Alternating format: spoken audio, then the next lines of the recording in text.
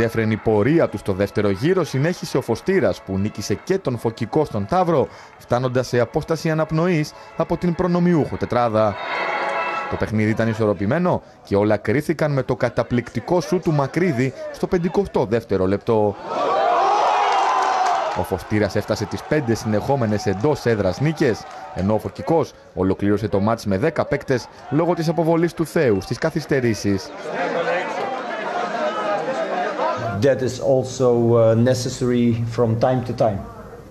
Είχαμε ένα θετικό αποτέλεσμα παρότι δεν παίξαμε καλά, αλλά αυτό συμβαίνει από χρόνο σε χρόνο, μερικές φορές δηλαδή. Είχαμε 3-4 καλές στιγμές που θα μπορούσαμε να μπούμε μπροστά στο σκορ και τελειώνοντας έτσι το ημίχρονο πήγαμε στο 0-0. Από εκεί και πέρα στο δεύτερο ημίχρονο ρισκάραμε, δεχτήκαμε ένα πολύ ωραίο γκολ του αντιπάλου. Θα μπορούσε να έχει πετύχει και ο αντίπαλος ένα ή ίσως ακόμα 2 τέρματα.